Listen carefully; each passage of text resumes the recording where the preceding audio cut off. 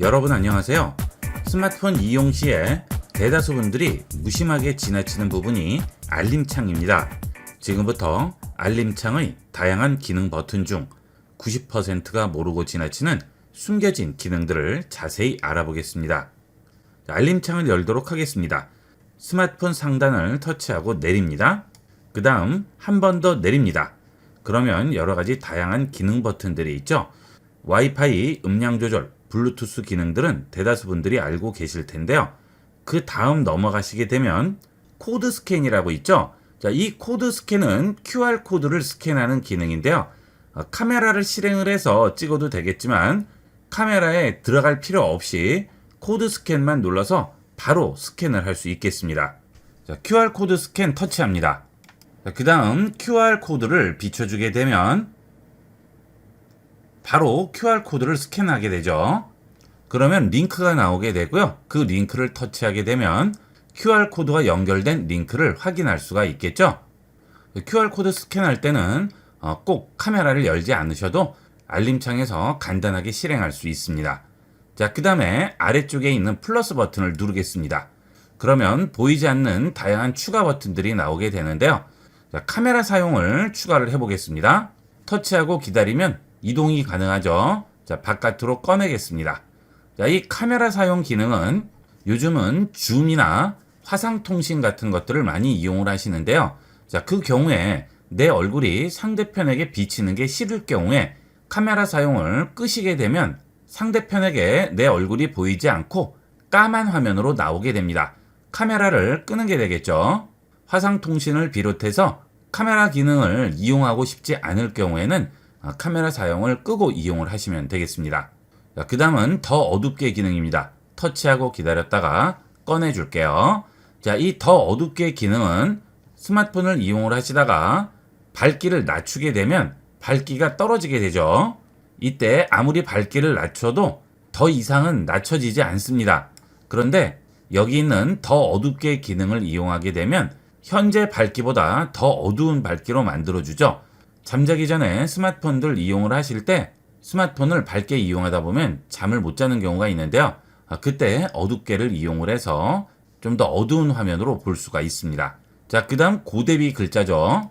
자, 고대비 글자를 누르시게 되면 이렇게 글자 주위에 하얀색 테두리가 생기면서 대비를 높여서 좀 더 눈에 잘 띄게 만들어 주겠습니다.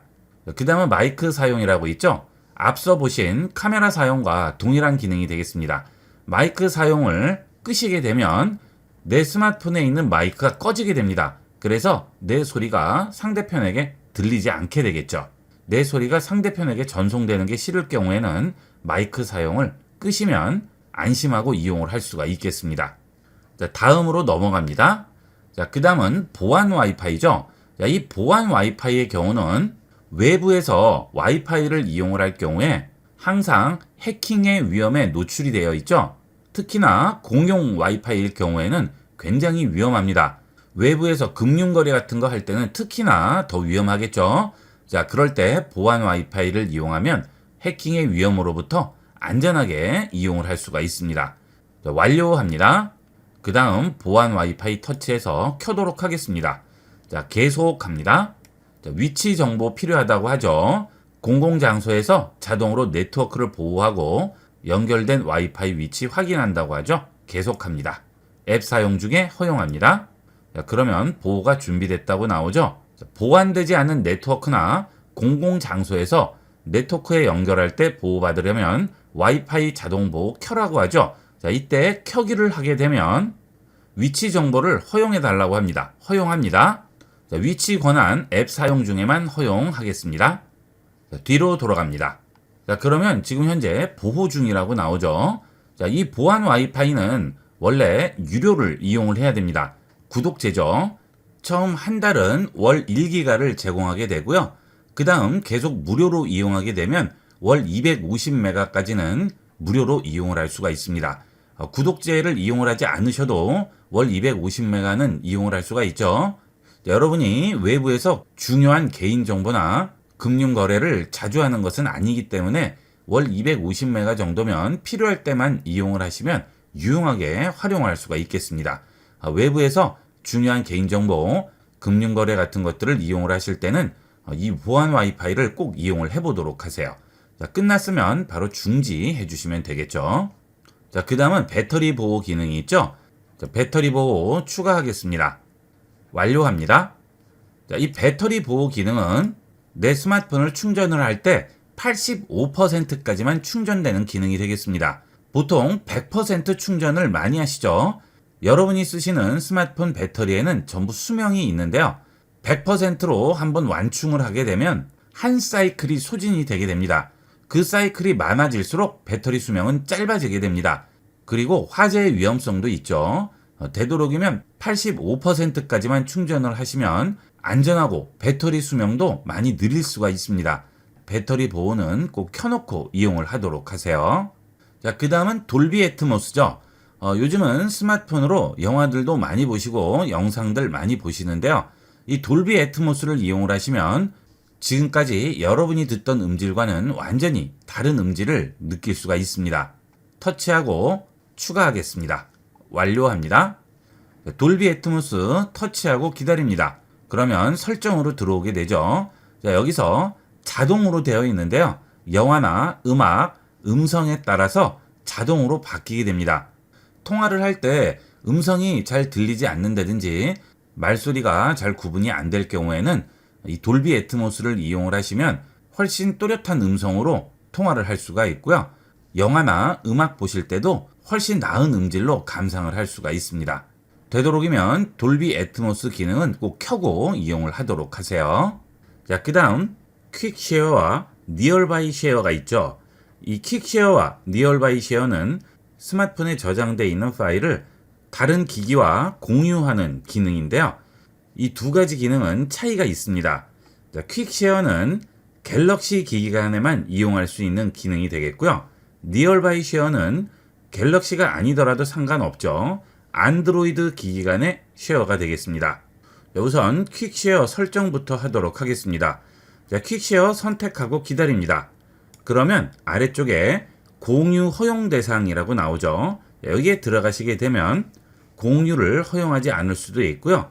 내 스마트폰에 저장된 사용자 중에서 삼성 계정을 이용하는 사용자만 나와 공유할 수 있고, 그 다음 주변에 있는 모든 사람과 공유할 수 있는 세 가지 기능이 있습니다. 일반적으로 주변에 있는 사람을 이용을 하게 되죠. 자, 이걸 확인을 해 주셔야 되겠습니다. 자, 그 다음에 와이파이만 사용해 체크가 돼 있으면 와이파이로만 공유를 하게 되겠죠. 자, 이거는 필요에 따라서 이용하시면 되겠고요. 자, 그 다음 만료된 파일 자동 삭제죠. 자, 이 기능은 공유한 파일을 자동으로 삭제하는 기능인데요. 받은 파일만 삭제할 수도 있고 보내거나 받은 파일 삭제할 수 있죠. 자, 이것도 필요에 따라서 이용하시면 되겠습니다. 자, 그 다음 만료일이 있죠. 이 퀵쉐어를 이용해서 공유했을 때 이틀간은 공유를 할 수가 있지만 이틀이 넘어가게 되면 공유가 끊어지게 되겠습니다. 자, 이런 것들을 미리 설정을 해 주셔야 퀵쉐어를 제대로 이용할 수가 있겠죠. 여러분에게 맞는 설정으로 미리 설정을 해 두도록 하세요. 자, 그 다음 여러분이 공유하고자 하는 파일을 선택을 하셔야 되겠죠. 자, 갤러리로 들어가서 선택을 해 볼게요. 자, 두 가지 파일을 공유를 해 보도록 하겠습니다. 자, 해당 파일을 선택하고 기다리면 체크로 바뀌게 되죠. 자, 또 하나 선택하고 기다립니다. 그러면 또 체크로 바뀌게 되죠. 자, 이 상태에서 아래쪽에 있는 공유 버튼 누릅니다. 자, 그러면 니얼바이 쉐어가 먼저 나오는데요. 자, 여기 있는 창을 위로 올리게 되면 여기에 퀵쉐어가 나오게 되죠. 자, 퀵쉐어 선택합니다. 그러면 내 주변에 있는 공유가 가능한 기기가 여기에 나오게 됩니다. 주변을 스캔하고 있죠. 자, 이 경우 상대편 스마트폰은 켜져 있어야 됩니다. 잠금 모드가 되어 있으면 여기에 나오지 않아요. 그 다음 아래쪽에 내려가면 연락처를 이용해서 공유할 수도 있죠. 받는 사람이 주변에 없어도 연락처를 이용해서 공유할 수 있습니다. 즉 동일한 네트워크 안에 없더라도 상관이 없겠죠. 데이터 통신을 이용해도 상관없이 공유를 할 수가 있습니다. 자, 선택할게요. 그러면 연결 중이라고 나오게 되죠. 그리고 보내는 중이라고 나오고요. 완료가 되면 보냄이라고 바뀌게 됩니다. 그러면 상대편 스마트폰에 전송이 끝났다는 체크 표시가 나오게 되겠습니다. 이 퀵쉐어는 동시에 5명까지 공유할 수 있고요. 니얼바이 쉐어보다 빠른 대신에 다른 전송 방식에 비해서 화질이 저하가 되지 않고 원본 화질 그대로 전송을 할 수 있습니다. 자, 그러면 퀵쉐어를 이용하지 왜 니얼바이 쉐어를 이용할까요? 자, 퀵쉐어는 비교적 최신 스마트폰에 적합한 기능이 되겠고요. 니얼바이 쉐어는 구형 스마트폰에도 무리 없이 이용할 수가 있습니다. 스마트폰이 신형일수록 퀵쉐어가 더 편리하게 이용을 할 수가 있겠죠. 속도도 훨씬 더 빠르게 나오게 됩니다. 하지만 구형 스마트폰의 경우에는 퀵쉐어로 이용하게 되면 원활하지 않을 수가 있습니다. 전송하는 휴대폰은 빠르고 전송받는 휴대폰이 느릴 경우에는 연결이 자주 끊길 수가 있어요. 전송하는 쪽이나 받는 쪽 어느 한쪽이 구형 휴대폰일 경우에는 니얼바이 쉐어를 이용하시는 게 좀 더 안정적으로 이용할 수 있겠습니다. 니얼바이 쉐어 설정부터 할까요? 니얼바이 쉐어 터치합니다. 그러면 기기 공개 범위가 나오게 되죠. 자, 지금 내 기기로 되어 있죠? 내 계정으로 등록된 기기만 공유할 경우에는 내 기기 선택하시면 되겠고요. 주소록 선택하시면 내 스마트폰에 저장된 연락처에 있는 사람과 공유를 할 때 이용하게 되겠죠. 자, 모든 사용자는 근처에 있는 모든 사용자와 공유를 하는 방법이 되겠습니다. 자, 모든 사용자에서 완료합니다. 자, 그 다음 다시 갤러리로 들어가서 원하는 사진 선택하고요. 공유 누릅니다. 자, 그 다음 니얼바이 쉐어 선택합니다. 그러면 근처 기기를 찾고 있죠. 자, 기기가 나오게 되죠. 자, 이때 내 기기가 아니더라도 주위에 니얼바이 쉐어를 이용을 해서 공유할 수 있는 기기는 전부 나오게 되겠죠. 자, 예를 들어 선택을 했어요. 자, 이 경우는 속도가 느립니다. 그러면 상대편에게 동의할 건지 팝업 창이 나오게 되고요. 동의를 하게 되면 그때 전송이 되겠죠. 이렇게 해서 간단하게 공유할 수가 있겠습니다. 자, 이 니얼바이 쉐어는 한 번에 사진을 500장까지 공유를 할 수 있어요. 자, 완료하겠습니다. 자, 이 기능이 스마트폰에 있는 사진이나 파일을 공유하는 퀵쉐어와 니얼바이 쉐어가 되겠습니다. 자, 이렇게 해서 스마트폰 알림창에 있는 다양한 기능 버튼에 대해서 알아봤습니다. 보통 알림창에 있는 이런 기능들을 잘 사용 안 하시는데요. 이런 기능 버튼들만 잘 사용을 하셔도 스마트폰을 좀 더 스마트하게 사용하는 방법이 되겠습니다. 많이 활용해 보도록 하세요. 스마트폰은 현대인의 필수 휴대기기이지만 작은 크기로 인한 글자 입력에 어려움이 있을 수밖에 없습니다. 이번 시간은 스마트폰에서 글자를 입력할 때 보다 빠르고 편리하게 입력할 수 있는 팁들을 알아보겠습니다. 스마트폰에서 글자 입력을 할 때 주로 카카오톡이나 문자 메시지 같은 이런 메신저 앱에 글씨를 입력을 할 때 편리하게 이용하는 방법을 보도록 하겠습니다. 자, 카카오톡으로 들어왔는데요. 하단 입력창에 터치하겠습니다. 자, 그러면 자판이 나오게 되죠.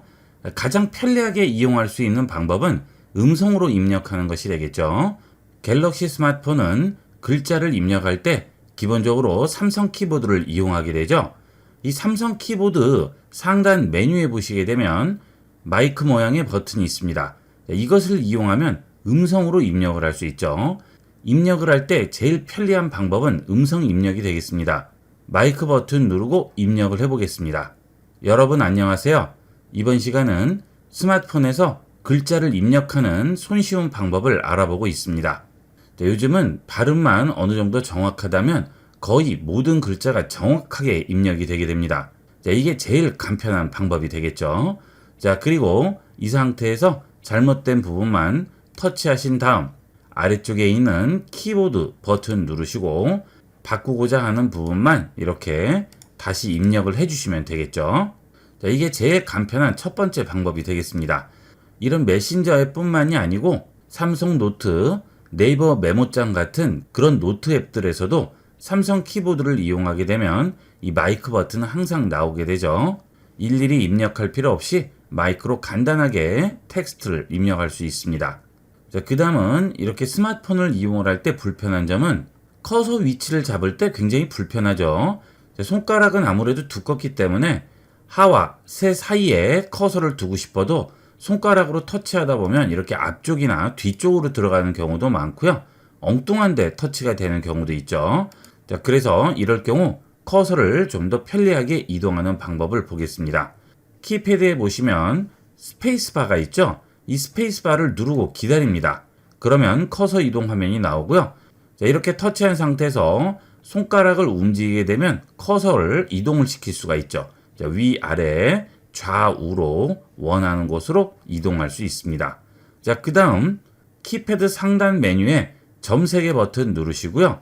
다음으로 넘어가시게 되면 텍스트 편집이라고 있습니다. 텍스트 편집을 누르시면 방향키를 이용을 해서 이동을 할 수 있죠. 자, 화살표를 상하로 눌러서 커서를 위아래로 움직일 수 있고요. 좌우를 눌러서 커서 이동을 할 수 있죠. 자, 그 다음 선택 버튼을 누르시게 되면 이제 내가 움직이는 곳까지 전부 선택이 됩니다. 커서를 우측으로 이동하게 되면 우측으로 선택되고요. 상단으로 움직여서 위쪽으로 올리면 위에서부터 선택이 되겠죠. 자, 이런 식으로 위아래로 이동을 시켜서 선택할 수 있습니다. 자, 그 다음 그 아래에 보시면 모두 선택이라고 있죠. 여기 있는 모든 글씨를 한 번에 선택할 수 있고요. 그 다음 커서를 제일 앞으로 옮기거나 제일 뒤로 움직일 수 있습니다. 자, 이렇게 해서 원하는 부분을 선택을 해 볼게요. 자, 이렇게 선택을 했죠. 자, 그 다음 우측에 보시면 복사, 잘라내기 이 기능도 이용할 수 있습니다. 자, 이렇게 메신저로 입력을 할 때는 모르겠지만 긴 문장을 쓰는 노트 같은 앱에서 이용을 하실 경우에는 고쳐야 할 부분도 많고 수정해야 될 부분도 많은데 그때 커서 이동하려면 굉장히 번거롭습니다. 자, 이때 이용하시면 아주 편리하게 이용할 수 있는 것이 텍스트 편집 기능이 되겠습니다. 자, 그 다음 입력창에 텍스트를 다시 입력을 해보겠습니다. 자, 안녕하세요라는 인사를 입력하려고 합니다. 자, 그러면 아니라고 쓰게 되면 추천 단어가 아래에 나오게 됩니다. 이 추천 단어를 이용을 하면 간편하게 입력을 할 수 있죠. 자, 이 추천 단어가 나오지 않으시는 분은 키패드 위에 있는 톱니바퀴 설정 버튼을 누르시고 여기서 문구 추천에 체크를 해주시면 내가 입력한 글자와 유사한 단어를 추천을 해주게 됩니다. 되도록이면 이 문구 추천을 이용하시는 게 편리하겠죠. 요즘 인공지능 얘기들이 많이 나오는데요. 이 키보드에 인공지능이 들어 있습니다. 자, 우리가 자주 쓰는 단어들은 스마트폰에서 학습을 해 두었다가 내가 해당 단어의 글자를 한자라도 입력을 하게 되면 알아서 그 문구를 추천을 하게 되는 거죠. 자, 스마트폰이라고 입력을 해볼까요? 자, 스마까지만 쓰시면 스마트폰이라고 바로 나오죠. 일일이 다 입력하실 필요 없이 추천 문구 중에 선택을 해서 입력을 하시면 좀 더 빠르게 입력할 수가 있겠습니다. 이 추천 문구 잘 안 쓰시는데요. 추천 문구를 이용을 하시면 지금까지 글자 쓰시던 속도의 2배에서 3배는 빨라지게 됩니다. 자, 다시 설정 들어가겠습니다. 자, 그 다음은 단축어가 있는데요. 인사말 같은 긴 문장 같은 것들은 일일이 다 입력을 하실 필요 없이 몇 자만 입력해 두시면 간단하게 입력을 할 수 있습니다. 자, 단축어 들어가 볼게요. 자, 그 다음 우측 상단에서 플러스 누릅니다. 자, 단축어 지정하고 전체 문구 지정을 하면 되겠죠. 자, 보통 이 단축어 문구에는 주소, 이메일, 계좌번호, 인사말 이런 것들을 입력을 해놓게 되는데요. 사용을 해보시면 신세계를 경험할 수 있습니다. 자, 단축어도 많이 이용 안 하시는데 적극 활용하도록 하세요. 자, 예를 들어서 내 계좌번호를 등록을 하려고 합니다. 자, 국민은행 계좌예요. 그러면 자음만 써주는 거죠. 자, 그 다음 전체 문구에 국민은행 계좌번호를 입력합니다. 자, 계좌번호 이렇게 입력했죠. 추가합니다. 자, 그러면 이제 기억, 미음, 이응만 입력하면 바로 계좌번호를 입력을 할 수 있어요. 자, 다시 뒤로 돌아가겠습니다. 자, 터치하시고요. 기억, 미음, 이응이죠. 자, 그러면 추천 문구 창에 바로 계좌번호가 나오죠. 터치하면 바로 들어가게 됩니다. 전송만 해주시면 되겠죠. 자, 이 전체를 쓰는 거에 비하면 엄청나게 빠른 속도로 입력을 할 수 있겠습니다. 자, 그 다음 이렇게 자음 입력을 하실 때 자, 기억, 미음, 그 다음 이응을 바로 쓰면 미음이 이응으로 바뀌어버리죠. 자, 이때 미음을 입력을 한 다음 스페이스를 한 칸 누르고 이응을 입력하면 바로 다음으로 넘어가게 되죠. 자, 삼성 천지인 키보드를 이용을 하실 때 키 하나에 있는 2가지 자음을 바로 이어서 써야 할 때는 스페이스로 한번 눌러주고 쓰시면 바로 연결해서 쓸 수가 있습니다. 자, 그 다음은 계좌번호 외에도 주소라든지 자주 쓰는 인사말 같은 것들도 여기 설정에 들어가셔서 단축어에 미리 등록을 해 놓으시면 아주 편리하겠죠. 여러분이 자주 쓰시는 문장 같은 것들은 이렇게 단축어로 정리해서 만들어 놓도록 하세요. 그 다음은 기타 입력 옵션 들어가시게 되면 스페이스바를 2번 눌러서 마침표 입력이라고 있죠. 이것도 꼭 체크해서 이용하도록 하세요. 자, 보통 입력을 할 때 감사합니다 라고 이렇게 입력한 다음 마침표를 찍을 때 기호 버튼 누르시고 여기서 마침표를 찍어주고 하시는데 이럴 필요 없죠.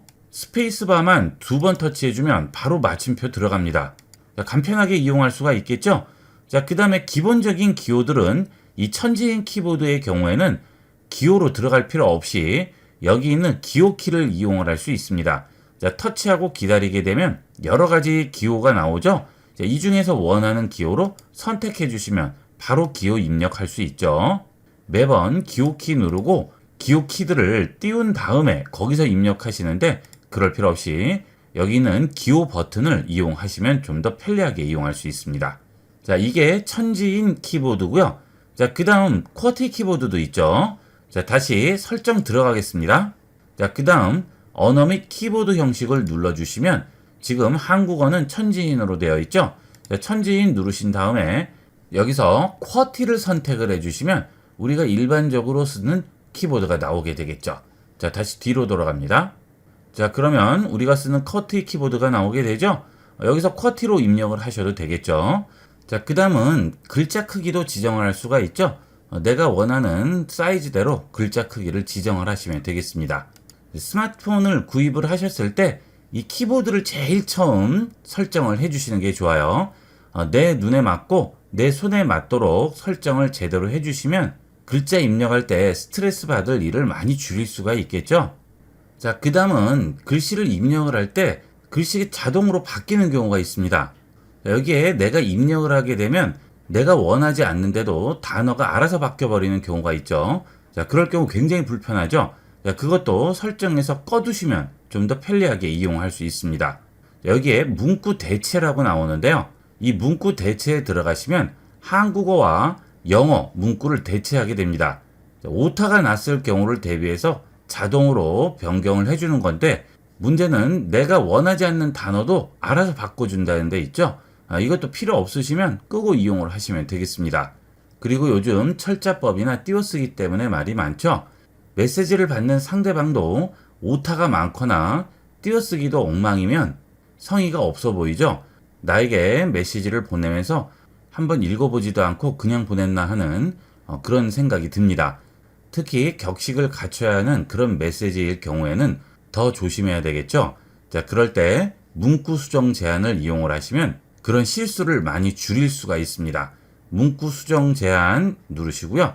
한국어에 체크를 해주시게 되면 띄어쓰기나 철자법이 이상할 경우에 빨간색 밑줄로 표시해서 단어를 제한하게 됩니다. 영어도 마찬가지가 되겠죠. 자, 체크한 다음 입력을 다시 한번 해보도록 하겠습니다. 자, 안녕하세요인데요. 제가 일부러 인녕하세요라고 썼습니다. 아래쪽에 밑줄이 나오고 여기에 이렇게 표시가 나오게 되죠. 자, 그럴 경우 확인을 해보시고 철자법이 틀렸을 경우에 맞는 철자법으로 선택을 해주시면 바뀌게 되겠죠. 자, 이렇게 해서 좀 더 간편하고 편리하게 문자를 입력을 하고 빠르게 사용해 보도록 하세요. 자, 그 다음은 지금 저는 강의용 스마트폰이라서 폴드를 이용하고 있기 때문에 메뉴가 약간 다른데요. 여러분이 쓰시는 일반 스마트폰에는 모드 버튼이 나오게 됩니다. 그 모드 버튼을 이용을 하면 이렇게 키패드를 플로팅으로 띄울 수가 있습니다. 이렇게 터치해서 원하는 곳에 가져다 놓고 입력을 할 수가 있겠죠. 이렇게 했을 때 장점은 공간을 좀 더 넓게 사용할 수가 있는 거죠. 보통 여기를 터치해서 키패드가 나오게 되면 스마트폰의 중간 정도까지 이 키패드가 차지하게 되는데 그러면 위쪽을 보기가 좀 어렵죠. 자, 이렇게 해주게 되면 전체 내용을 다 보면서 키패드를 원하는 곳에 가져다 놓고 간단하게 입력을 할 수 있습니다. 자, 이런 것들은 그때그때 상황에 맞춰서 편리한 걸 이용을 하시면 되겠죠. 자, 다시 누르시면 원래대로 돌아가게 됩니다. 그 다음은 기본 삼성 키보드 외에 네이버 키보드나 또는 구글 G보드를 이용하는 분도 계신데요. 각 키보드마다 장단점이 있죠. 그래서 상황에 따라서 바꿔서 쓸 수도 있고 하는데 그때마다 설정 들어가서 바꾸려면 굉장히 복잡하고 귀찮습니다. 미리 키보드 선택 버튼을 꺼내 놓으면 훨씬 편리합니다. 자, 설정 들어갑니다. 그 다음 일반으로 들어가세요. 자, 그리고 아래로 내려가시다 보면 중간쯤에 기본 키보드 및 추가 키보드 설정이라고 있죠. 여길 들어가세요. 그러면 기본 키보드 삼성 키보드로 되어 있죠. 자, 그 다음 구글 음성 입력, 마이크로소프트 스위프트 키 이렇게 여러 가지가 있습니다. 내비게이션 바에 키보드 버튼 표시에 체크를 해주시게 되면 내 스마트폰에 설치되어 있는 다양한 키보드를 활용할 수 있습니다. 만약 네이버 키보드를 설치했을 경우에 네이버 키보드도 바꿔가면서 이용을 할 수가 있습니다. 그리고 기본 키보드도 다른 곳으로 설정을 할 수도 있죠. 자, 다시 카카오톡 입력창으로 왔습니다. 입력창을 터치하게 되면 아래쪽 내비게이션 바에 보면 우측 하단에 키보드 선택 버튼이 나오게 됩니다. 여기 보시면 구글 음성 입력, 마이크로소프트 스위프트 키보드, 삼성 키보드 나오죠. 자, 그 다음 네이버 키보드 설치하게 되면 네이버 키보드도 뜨게 되겠죠. 이 마이크로소프트 스위프트 키보드도 굉장히 편리합니다. 큼직큼직해서 눈에도 잘 띄고 사용하기가 굉장히 편해요. 여러분도 한 가지 키보드만 쓰지 마시고요. 여러 가지 키보드를 써보시면서 눈에 잘 익는 키보드를 이용을 하시는 게 사용하시기에 좀 더 편리하게 되겠습니다. 자, 요즘은 스마트폰 기능이 전화통화보다는 이런 메신저 기능이나 또는 포스팅 하는 기능이 더 큰 부분을 차지하고 있죠. 그때 가장 빈번하게 사용되는 것이 이 키보드인데요. 키보드만 좀 더 스마트하게 이용하셔도 스마트폰을 좀 더 쾌적하게 사용할 수가 있겠죠. 키보드의 편리한 기능들을 많이 활용해 보도록 하세요. 구형 스마트폰은 물론이고 최신 스마트폰도 성능 향상을 통해 속도와 안정성, 편의성 등에서 보다 쾌적한 사용 환경을 만들 수 있는데요. 지금부터 스마트폰 성능 향상을 위한 다양한 방법을 알아보겠습니다. 첫 번째로 스마트폰의 업데이트가 되겠습니다. 스마트폰의 OS는 출시 후에도 지속적으로 문제점들을 업데이트를 통해서 해결을 하고 있는데요. 그때마다 바로 업데이트를 해주시면 스마트폰을 좀 더 안정적으로 쓸 수 있겠죠. 설정으로 들어갑니다. 그 다음 소프트웨어 업데이트로 들어갑니다. 그러면 다운로드 및 설치라고 나오는데요. 자, 여기 들어가시게 되면 현재 업데이트가 어느 정도까지 되어 있는지 확인을 할 수 있죠. 자, 업데이트 확인 중이라고 나오죠.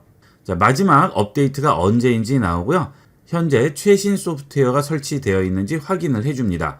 여기에 업데이트가 있다고 나올 경우 바로바로 업데이트 해주도록 하세요. 자, 그 다음은 스마트폰을 이용을 하실 때 소리를 듣게 되는 경우가 많죠. 통화를 한다든지 또는 음악을 듣는다든지 또는 영상을 본다든지 할 때 전부 소리를 듣게 되는데요. 그때 그 음질을 향상시켜주는 방법이 되겠습니다. 자, 설정으로 들어갑니다. 그 다음 소리 및 진동으로 들어가세요. 그 다음 아래쪽으로 내려가시게 되면 음질 및 음향 효과라고 있죠. 여길 들어갑니다. 자, 그러면 음질 및 음향 효과를 올려주기 위한 여러 가지 기능들이 나오게 되는데요. 돌비 애트모스로 들어갑니다. 자, 이 돌비 애트모스는 마치 극장에서 영화를 감상할 때처럼 소리가 사방으로 번지면서 훨씬 입장감 있는 오디오를 경험할 수 있죠. 여기에 보시면 자동 영화 음악 음성 4가지가 나오게 되는데요. 영화의 경우에는 동영상을 볼 때 최적의 상태를 만들어 주는 것이고요. 음악은 음악을 들을 때 음질을 훨씬 풍부하게 만들어 줍니다. 그리고 음성의 경우에는 통화를 할 때 상대편 음성이 좀 더 뚜렷하게 들리게끔 만들어 주죠.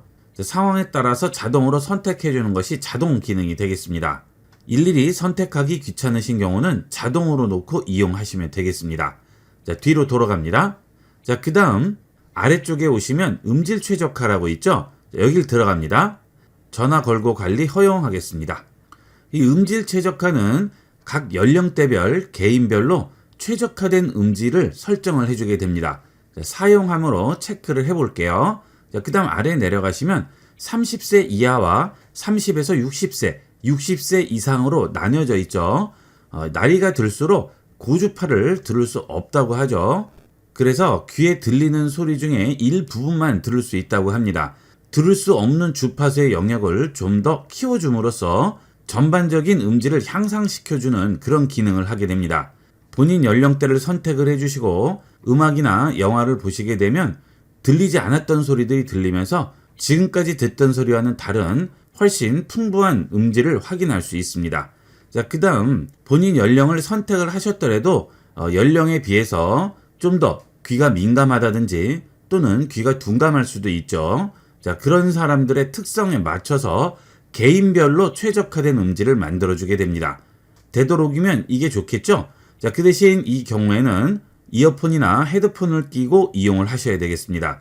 최적화된 음질 찾기 선택을 하시고 시작하게 되면 테스트를 거쳐서 나에게 최적화된 음질을 찾아주게 됩니다. 자, 그렇게 해서 설정을 해두게 되면 두 번 다시 예전으로는 돌아가실 수 없습니다. 그만큼 지금까지와는 다른 음질을 경험할 수 있어요. 자, 이거는 꼭 설정해서 이용해 보도록 하세요. 자, 그 다음은 각 개인마다 사용하는 앱들이 각각 다 다르죠. 자, 일반적으로 카카오톡은 제일 많이 이용을 하실 거고요. 그 다음 네이버를 이용하실 수도 있고 구글 크롬을 이용을 하실 수도 있고 개인마다 다 다릅니다. 그때 본인이 주로 사용하는 앱이 갑자기 느려진다거나 또는 반응이 늦다거나 할 경우에는 설정해서 캐시 파일을 삭제함으로써 좀 더 빠르게 만들어줄 수 있습니다. 자, 설정으로 들어갑니다. 그 다음 애플리케이션을 찾으세요. 자, 애플리케이션 들어갑니다. 자, 그리고 본인이 주로 사용하는 앱들을 선택해서 들어갑니다. 자, 카카오톡을 들어가 볼게요. 카카오톡 터치합니다. 자, 그 다음 아래 내려가시면 저장 공간이라고 있죠? 저장 공간 들어가세요. 그러면 캐시라고 있습니다. 자, 이 카카오톡을 이용을 하시다 보면 임시 파일인 캐시가 쌓이게 됩니다. 자, 이 캐시가 많아질수록 해당 앱의 반응 속도라든지 또는 사용 속도가 느려지게 되죠. 아래쪽에서 캐시 삭제 버튼을 이용을 해서 캐시를 삭제해주면 속도와 반응 속도를 개선할 수 있습니다.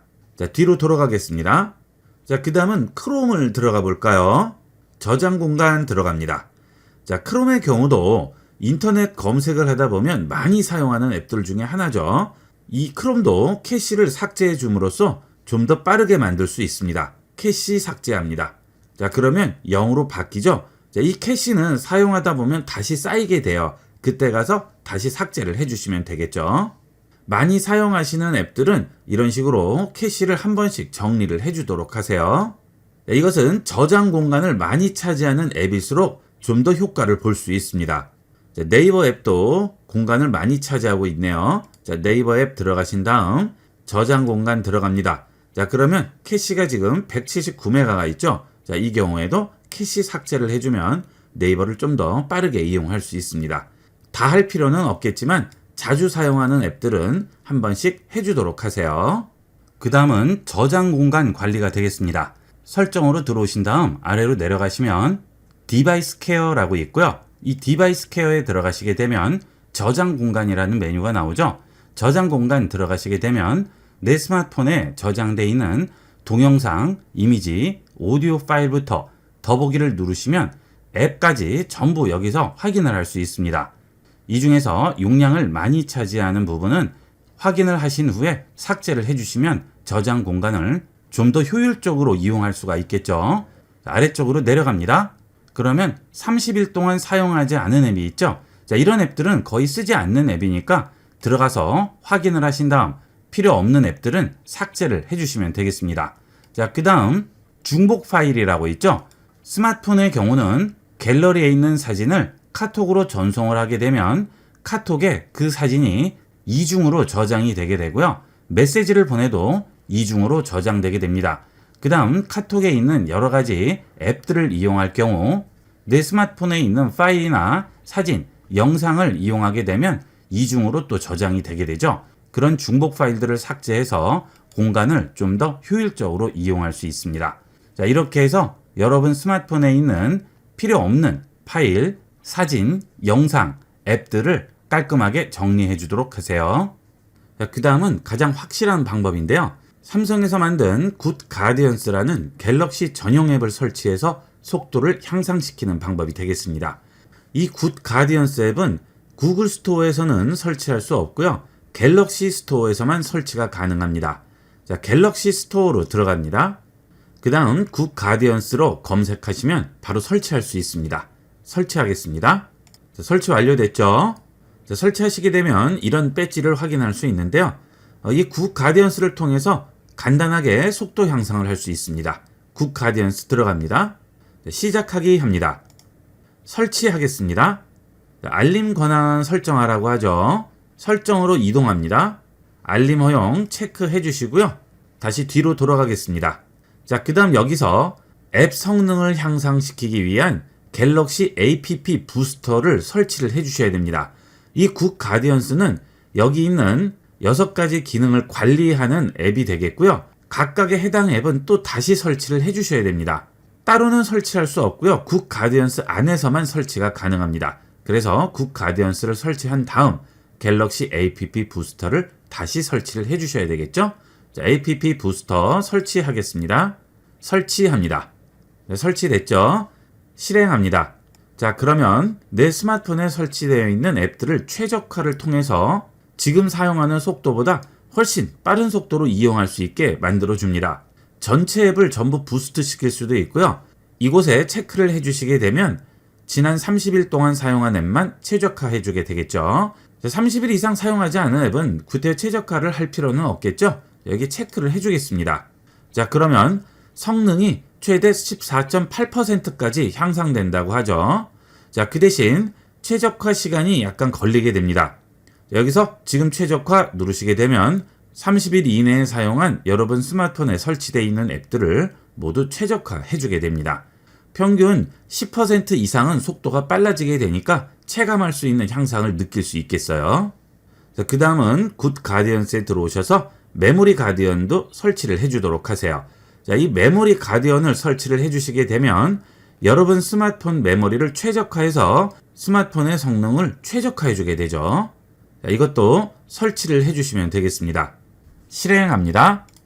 자, 그러면 지금 여러분이 쓰시는 스마트폰 메모리를 정리를 해서 최적화를 해주게 됩니다. 지금 말씀드린 굿 가디언스에서 메모리와 앱 최적화를 하는 이 두 가지 방법이 가장 확실한 방법이 되겠습니다. 스마트폰 성능의 저하로 고민이신 분들은 이 두 가지는 꼭 설치해서 이용해 보도록 하세요. 자, 이렇게 해서 스마트폰 성능을 향상시키는 여러 가지 방법들을 알아봤습니다. 잘 활용하셔서 좀 더 쾌적하게 이용해 보도록 하세요. 구입한 지 얼마 안 된 스마트폰도 쓰시다 보면 속도가 느려지는 것을 느끼는 경우가 있습니다. 특히 구형 스마트폰일수록 느려진 속도 때문에 답답해 하시는 분들이 많으신데요. 지금부터 구형, 신형 스마트폰 가리지 않고 속도를 올려주는 방법에 대해 자세히 알아보겠습니다. 첫 번째로 인터넷 속도를 올려주는 방법을 알아보도록 하겠습니다. 자, 설정 들어갑니다. 그 다음 연결 들어갑니다. 그러면 와이파이가 나오게 되죠. 자, 여러분 와이파이 속도를 올려주는 방법인데요. 여러분이 이용하시는 공유기 모두 2.5기가와 5기가 속도를 동시에 지원을 합니다. 보통 2.5기가 속도로 많이 이용하시는데요. 5기가를 이용을 하시게 되면 지금 쓰시는 속도의 2배 이상의 속도로 인터넷을 이용을 할 수가 있겠죠. 이렇게 와이파이에 들어오시게 되면 여러분 공유기 명이 여기에 뜨게 됩니다. 자, 저 같은 경우에는 U+ 공유기를 이용하고 있는데요. 자, 8C70이라는 공유기가 되겠고요. 이 경우 2.5기가 속도로 연결이 되게 됩니다. 5기가로 연결하기 위해서는 여러분 공유기명 뒤쪽에 5G라고 붙어있는 네트워크를 선택하시면 되겠습니다. 자, 하나의 공유기에서 두 가지를 전부 지원을 하게 되는데요. 일반적으로 그냥 공유기명만 선택하시게 되는데 꼭 뒤에 5G가 붙어 있는지 확인을 하고 이용을 하시면 좀 더 빠르게 이용할 수가 있겠습니다. 자, 실제 공유기를 가져봤습니다. 여러분들 공유기에 보시면 공유기 아래쪽이나 윗면에 보시면 무선 랜이라고 써 있고요. 2.4기가와 5기가 두 개가 써 있을 겁니다. 보통 와이파이 비번은 동일한 비번을 이용을 하게 되고요. 어떤 것을 선택하느냐에 따라서 속도가 최소한 2배는 나게 됩니다.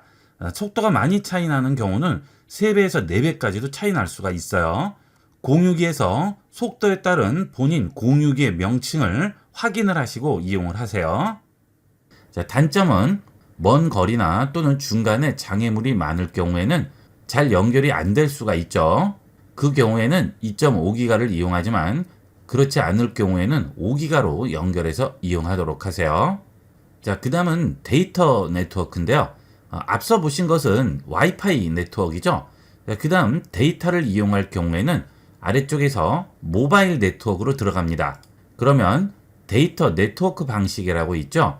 자, 여기를 들어가시게 되면 5G 우선 모드와 LTE 우선 모드 두 가지가 나오게 되는데요. 되도록이면 5G 우선 모드를 이용을 해야 데이터 네트워크 접근 시에 좀 더 빠르게 이용을 할 수가 있겠죠. 물론 요금제를 LTE 요금제로 이용을 하실 경우에는 LTE 밖에는 연결이 되지 않겠지만 5G 요금제를 이용하시는 분들은 되도록이면 5G 우선 모드를 이용을 해서 연결하시면 좀 더 빠른 데이터 네트워크에 접근할 수 있습니다. 그 다음은 인터넷 이용을 하실 때 주로 구글 크롬을 많이 이용을 하시는데요. 이 구글 크롬은 굉장히 무겁기 때문에 스마트폰에서는 속도 저하의 원인이 될 수가 있습니다. 특히나 구형 스마트폰의 경우에는 이 구글 크롬이 굉장히 버거울 수가 있습니다. 그래서 구형 스마트폰을 이용하시는 분들은 구글 플레이 스토어에서 구글 고를 설치해서 이용을 하도록 하세요. 구글 플레이 스토어에서 구글 고라고 입력하시면 구글 고 브라우저를 다운받을 수 있습니다. 이 구글 고는 스마트폰에 최적화된 브라우저로서 지금까지 쓰시던 브라우저에 비해 엄청난 속도 향상을 느끼실 수가 있을 거예요. 사용법도 기존 구글 크롬에 비해서 굉장히 단순하고 직관적으로 이용할 수가 있죠. 설치해 보도록 하겠습니다. 구글 고 설치하시면 이런 배지 모양이 나오죠. 실행하시면 구글 계정을 선택하라고 나오게 될 겁니다. 본인이 쓰시던 구글 계정이 있으시면 그대로 선택하시면 돼요. 그러면 바로 실행이 되겠고요.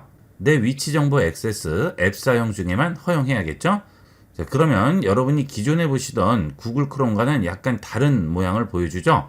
보통 검색창이 위에 있는데 이 경우에는 아래에 있고요. 메뉴는 굉장히 단순화되어 있습니다. 검색하는 방법은 동일하고요. 이용하는 방법도 동일하게 이용을 하시면 됩니다. 하지만 속도 면에서는 놀라운 경험을 하실 수가 있을 거예요. 자, 네이버를 선택해 볼까요? 네이버 선택합니다.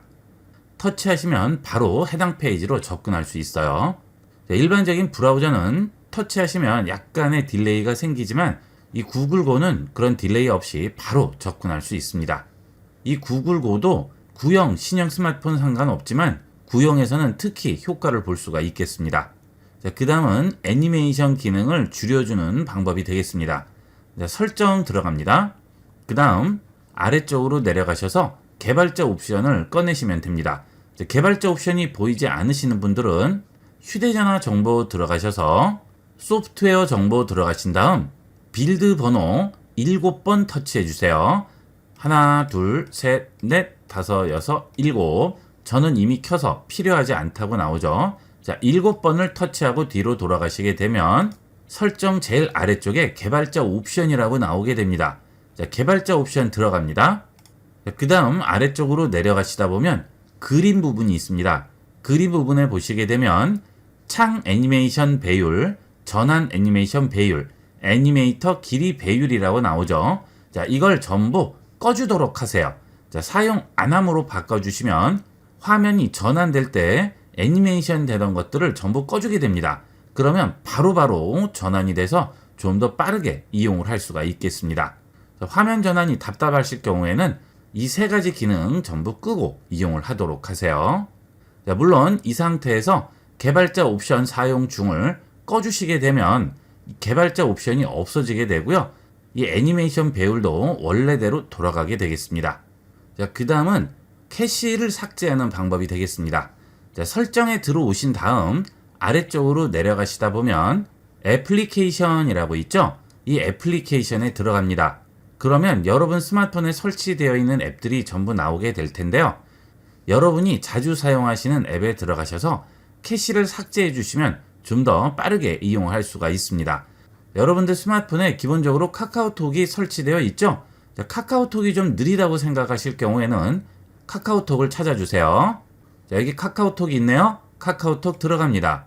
자, 그 다음 여기서 아래쪽으로 내려가셔서 저장 공간을 찾아주시고요. 저장 공간 안으로 들어갑니다. 그러면 캐시라고 있죠. 자, 이 캐시 데이터를 삭제를 해주게 되면 좀 더 빠르게 이용할 수 있어요. 자, 캐시 삭제 눌러줄게요. 자, 그러면 캐시가 삭제됐죠? 자, 이제 카카오톡을 이용하실 때 좀 더 빠르게 이용을 할 수 있습니다. 자, 그 외에도 여러분이 자주 이용하는 앱들이 있을 경우 캐시를 한 번씩 삭제를 해주도록 하세요. 이렇게 삭제를 해주지 않으면 캐시가 계속 적체되면서 스마트폰 속도에 영향을 주게 됩니다. 자, 그 다음 이 애플리케이션에서 사용하지 않는 앱들은 삭제를 해주시는 게 좋습니다. 스마트폰 저장 공간 중에 이 애플리케이션이 차지하는 공간이 많기 때문에 스마트폰이 시동될 때 이런 애플리케이션들을 다 체크를 하게 되고요. 스마트폰 이용 중에도 애플리케이션들이 백그라운드에서 데이터를 전송하거나 받는 경우가 있죠. 자, 그래서 필요 없는 사용하지 않는 앱들은 되도록이면 제거를 해주시는 게 좋죠. 자, 예를 들어서 이 앱을 삭제할 거예요. 자, 터치해서 들어갑니다. 그러면 아래쪽에 삭제 버튼이 있죠. 여기 있는 삭제 버튼을 눌러서 삭제를 해주시면 되겠습니다. 자, 그러면 해당 앱이 보이지 않게 되겠죠. 자, 이런 식으로 본인이 자주 쓰지 않고 쓴 지 한두 달 이상 된 앱들은 꼭 삭제를 해주도록 하세요. 자, 나중에 필요하시면 다시 설치하면 되죠. 과감하게 삭제해 주도록 하세요. 자, 그 다음에 삭제가 안 되는 앱들이 있어요. 그런 앱들은 스마트폰에 기본 설치되어 있는 앱들이니까 삭제를 할 수가 없습니다. 자, 예를 들어서 보안 폴더 터치하고 들어가면 여기에 삭제 버튼이 나오지 않죠? 이런 거는 삭제를 할 수가 없지만 이렇게 삭제 버튼이 뜨는 경우에는 사용하지 않는 앱은 삭제를 해주시면 되겠습니다. 자, 그 다음 설정에 들어오신 다음 디바이스 케어로 들어갑니다. 그리고 지금 최적화 버튼을 눌러주세요. 자, 이거 하나 누르는 것만으로도 많은 속도 향상을 기대할 수 있습니다. 다른 부분보다 메모리 확보 부분이 속도에 많은 영향을 주죠. 그래서 지금 최적화함으로써 메모리에 쌓여있는 필요 없는 코드들을 전부 정리를 해주고요. 쓰지 않는 앱들도 정리를 해주게 됩니다. 자, 이렇게 해서 한 번씩 최적화를 해주시면 쾌적한 스마트폰을 이용을 할 수가 있습니다. 자, 그 다음 최적화를 했는데도 스마트폰을 이용하다 보면 느려진 것 같아요. 자, 그럴 때는 디바이스 케어에서 메모리로 들어가세요. 그 다음 여기서 정리를 해주게 되면 여러분이 이용할 수 있는 메모리 용량을 좀 더 확보를 할 수 있기 때문에 스마트폰을 좀 더 빠르게 만들어 줄 수가 있겠죠. 자, 지금 정리하겠습니다. 그러면 필요 없는 앱들 정리를 해주게 되죠. 그러면 메모리 사용 공간을 좀 더 확보하게 됩니다. 이렇게 메모리 정리를 해줄 수 있습니다. 자, 그 다음 디바이스 케어에서 좀 더 아래로 내려가시면 사용 유형별 성능 선택이라고 있습니다. 여기에 들어가시면 기본적으로 라이트로 체크가 되어 있을 거예요. 속도 대신 배터리 사용량과 온도 제어를 우선한다고 하죠. 자, 여기서 일반으로 바꿔주시게 되면 속도를 향상을 시킬 수 있습니다. 하지만 그 경우 배터리 사용량은 올라가게 되고요. 스마트폰 온도도 올라가게 되겠죠. 그래도 속도 면에서는 일반 모드가 훨씬 유리하게 이용을 할 수 있습니다. 자, 그 다음은 악성 소프트웨어에 감염이 돼 있다든지 악성 코드에 감염돼 있을 경우에 속도가 느려질 수가 있죠. 자, 그래서 디바이스 케어에 들어오셔서 앱 보호 들어가신 다음 휴대전화 검사를 1, 2주에 한 번씩 해주시는 게 좋습니다.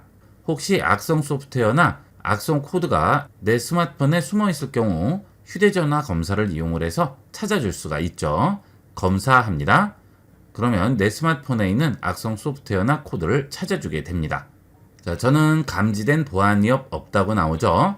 이렇게만 관리해 주셔도 여러분 스마트폰을 훨씬 빠르고 쾌적하게 이용할 수 있습니다. 스마트폰을 최적화하고 속도를 빠르게 해주는 다양한 앱들을 설치해서 관리하시는데요. 지금 말씀드린 이 방법과 비교해서 별다른 차이가 없습니다. 복잡하게 하지 마시고요. 이렇게 편리하게 관리하고 빠르게 이용하도록 하세요. 자, 이번 시간은 여기까지 하도록 하겠습니다. 감사합니다. 본 영상을 시청해주신 모든 분께 감사드립니다. 좀 더 체계적으로 컴퓨터 및 모바일 기기 사용법을 배우려면 www.ib96.com, ib컴퓨터교육.com을 추천드립니다. 그리고 저희 채널에 구독과 멤버십 회원으로 가입해주시면 좀 더 좋은 컨텐츠로 보답하겠습니다. 감사합니다.